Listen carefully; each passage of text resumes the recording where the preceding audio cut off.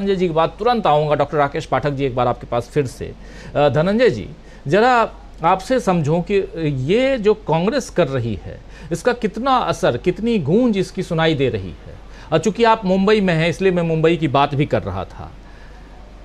मुंबई से लेकर, और ये भी अब सुनने में आ रहा है कि एक अगली चौथी बैठक रैली के साथ वो नागपुर में करने जा रहा है इंडिया गठबंधन।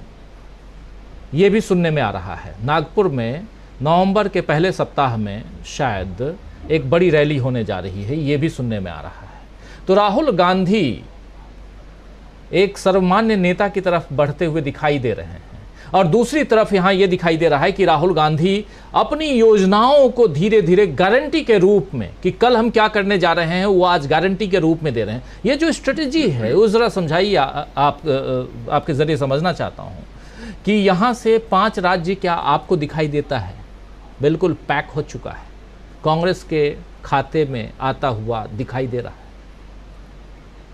देखिए, 5 राज्य में जो 2 राज्य हैं, एक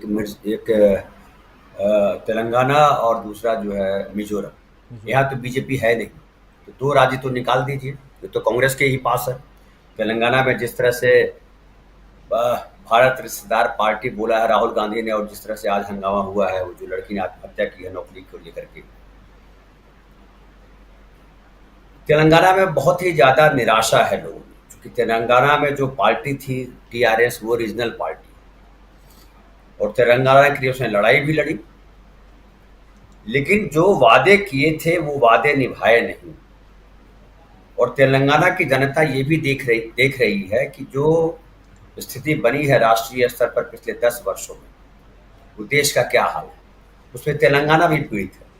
जो महंगाई है, जो दूसरी चीजें हैं, जो गारंटियां मोदी जी देते हैं और फिर वो नहीं करते हैं, उसका प्रभाव वहां भी है। और कविता के खिलाफ जिस तरह से ईडी, सीबीआई वगैरह वगैरह किया, और फिर वो शांत हो गया मैटर, भ्रष्टाचार का मुद्दा जिसे रहा ही नहीं, वो तेलंगाना की जनता भी देख रही है। और इसलिए वहाँ कांग्रेस इस बार मजबूत दिखाई पड़ रही है, क्योंकि वो लग रहा है कि विधानसभा में भी और दिल्ली में भी दोनों जगह मजबूती की जरूरत है। जी। अब बाकी 3 प्रदेशों की आप बात करें तो राजस्थान हो या मध्य प्रदेश हो या छत्तीसगढ़ हो, तो छत्तीसगढ़ की बात तो बेहतर बताएंगे दीपक भाई, और मध्य प्रदेश की बता ही रहे हैं राकेश भाई, फिर आएंगे। राजस्थान की मैं थोड़ी सी बता दूं कि राजस्थान में आसान नहीं है मोदी जी के लिए। और मोदी जी के लिए आसान इसलिए नहीं है, तो एक तो ये है कि उन्होंने काम क्या किया है वो जनता पूछेगी, तो काम शून्य है। हिंदू मुसलमान का काम किया है, और हिंदू मुसलमान राजस्थान में उस तरह से नहीं है जिस तरह से गुजरात या उत्तर प्रदेश में दिखलाई देता है। फिर राजस्थान में जिस तरह से अशोक गहलोत ने काम किया है, और जो गारंटियां उतारी हैं जमीन पर, गारंटी सिर्फ दी नहीं है, जमीन पर उतार दी। उनमें से कुछ गारंटियों का मैं जिक्र कर दूं कि राइट टू हेल्थ एक बहुत बड़ी गारंटी है। स्वास्थ्य हमारे ज़रूरत है, और स्वास्थ्य में हम मध्य वर्ग के लोग, गरीब लोग बहुत पीड़ित होते हैं। और जब हमारी सेहत बिगड़ती है, तो हम कुछ गिरवी रखते हैं, कुछ बेचते हैं या कर्ज लेते हैं, ये हमारी मजबूरी है, क्योंकि हम जो है मेडिक्लेम नहीं करवा पाते हैं। अब समझिए, मैंने ही अपने मेडिक्लेम के लिए पूछा था पिछले साल, तो मुझे बोला 55,000 रुपया पर मंथ पर ईयर देना पड़ेगा। अब 55,000 रुपया हर साल देने के लिए कहाँ से लाएंगे पैसा? तो वैसे भी अगर 25 लाख की गारंटी की राजस्थान गवर्नमेंट देती है कि आप किसी भी अस्पताल में इलाज कराइए, 25 लाख तक का इलाज राजस्थान सरकार बेयर करेगी, तो बहुत बड़ी बात है ये। फिर 500 रुपए की जो गैस सिलेंडर उन्होंने 500 रुपए में दिया, वो भी बड़ी बात है, खासकर उज्ज्वला योजना के तहत जिन महिलाओं को मिला था उनकी गारंटी थी। फिर जो इंदिरा भोजन वहाँ मिलता है, वहाँ जो भोजन मिलता है सस्ते में, 8 रुपए में शायद मिलता है, वो अपने आप में बहुत बड़ी घटना है, और वहाँ के लोग बड़ा एंजॉय कर रहे हैं इसको। फिर जिस तरह से आप याद कीजिए, जयपुर में भी बहुत तमाशा किया बीजेपी के लोगों ने, और उनके साथ के जो संघ है और जो आनुषंगिक संगठन है, वो दंगा करने की कोशिश की, वहाँ जुलूस निकाले कि मुसलमान को तो आपने दिए 51 लाख रुपए, लेकिन जो हिंदू टेलर था उसको आपने 5 लाख रुपए दिए, जो कि पूरा झूठ था। और हालांकि मैं इसमें समझ रहा था कि जो ये सरकार है, राजस्थान सरकार, उन पे कार्रवाई करेगी कि तुम झूठ कैसे फैला रहे हो और दंगे वाली स्थिति क्यों बना रहे हो। क्योंकि जो टेलर की जिसने हत्या की थी, जिस टेलर की हत्या हुई थी, उसको भी 51 लाख रुपए दिए गए थे, बल्कि उसको तो परमानेंट नौकरी दी गई उसके परिवार के व्यक्ति को। इसको इकबाल जो लड़का जो जो 17 साल का लड़का जिसकी हत्या हुई रोड रेज में, उसके परिवार को तो कॉन्ट्रैक्ट वाली नौकरी थी। तो एक प्रयास किया गया राजस्थान में कि कानून की व्यवस्था लागू हो, उसका फायदा कांग्रेस को मिलने वाला है वहां पे। फिर कुल मिलाकर के जो राहुल गांधी की जो तस्वीर बन रही है राष्ट्रीय स्तर पर, अभी आज ही मुझसे सुबह एक कार्यक्रम में पूछ रहे थे हमारे एक साथी कि क्या मोदी जी मिजोरम जाएंगे। मैंने कहा नहीं जाएंगे। क्यों नहीं जाएंगे? तो मिजोरम और मणिपुर जो है अगल बगल का स्टेट है, और जब मिजोरम जाएंगे तो उनसे सवाल पूछा जाएगा कि मणिपुर क्यों नहीं आए, और मणिपुर जा नहीं सकते। मणिपुर जाएंगे तो सवाल उठेगा कि महिलाओं के लिए आपने क्या किया। तो ढेर सारे सवाल हैं जो नरेंद्र मोदी जी के सामने हैं, और नरेंद्र मोदी अब जुमला से नहीं बच सकते, क्योंकि जुमलों का खेल खत्म हो गया। बहुत हुई जुमलों की सरकार, अब नहीं चाहिए मोदी सरकार, ये देखिएगा नारा उभर करके आएगा। और राहुल गांधी में एक खास बात है जो मैं महसूस करता हूँ। कोई कह सकते हैं कि आप राहुल गांधी की व्यक्तिगत तौर पे तारीफ कर रहे हैं, आप पत्रकार होकर के तारीफ कर रहे हैं। पत्रकार क्यों नहीं होने का करना मतलब चाहिए? ये नहीं है कि वो क्यों इंसान नहीं भी करना है। चाहिए धनंजय जी?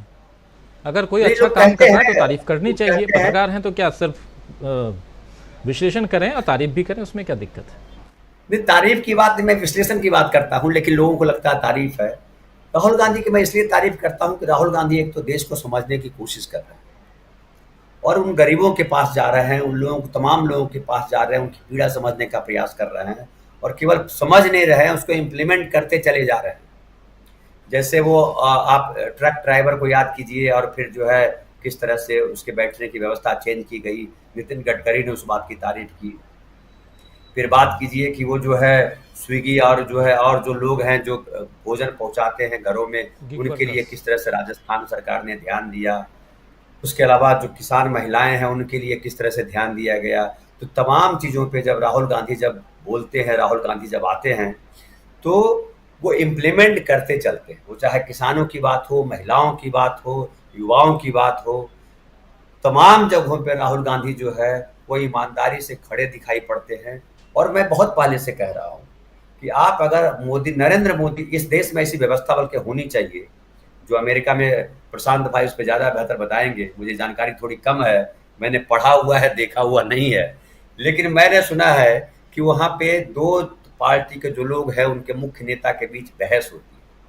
इस देश में भी ऐसी प्रथा शुरू की जानी चाहिए, और नरेंद्र मोदी और राहुल गांधी से ही शुरू की जानी चाहिए कि नरेंद्र मोदी एक तरफ, राहुल गांधी एक तरफ, और दोनों का एक जो है, दोनों आए और कहीं बैठ करके सारे नेशनल टीवी लगाए जाएं और सवाल जवाब किए जाएं लोगों से, और उसका जवाब दे राहुल गांधी, उसका जवाब दे नरेंद्र मोदी।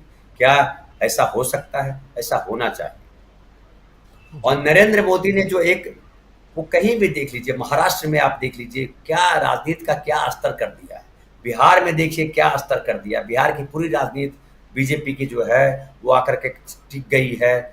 नीतीश कुमार को कितनी गाली देते हैं आप, यही बीजेपी की राजनीति है बिहार। आप देखिए महाराष्ट्र में क्या राजनीति है कि सुप्रीम कोर्ट की तमाम निर्देशों के बावजूद विधानसभा अध्यक्ष जो है फैसला नहीं कर पा रहे हैं विधायकों की अयोग्यता को लेकर के। पहले शिवसेना के जो टूटे हुए विधायक थे शिंदे गुट के, उनके अब तक नहीं फैसला हो पाया है। फिर एनसीपी के विधायक आ गए, उन पर फैसला नहीं हो पाया है। ये फैसला क्यों नहीं हो रहा, इसको समझिए। फैसला इसलिए नहीं कर पा रहे हैं कि नियमतः ये फंसे हुए हैं, और इनको लग रहा है कि हम अनैतिक हैं, हम कानूनी तौर पे गलत। अनैतिक तो हर जगह है। ये बोलते हैं कि भ्रष्टाचार को जेल भेजने की गारंटी है, वो मंत्री बना देते हैं। तो ये फंसे हुए हैं हर तरफ से। और मुझे लगता है जो चुनाव है, विधानसभा का चुनाव 5 प्रदेशों के, ये मोदी जी के भाग्य का फैसला कर देंगे। मोदी जी के भाग्य का फैसला ये 5 राज्यों के चुनाव से होने जा रहा है, और उसके बाद 2024 के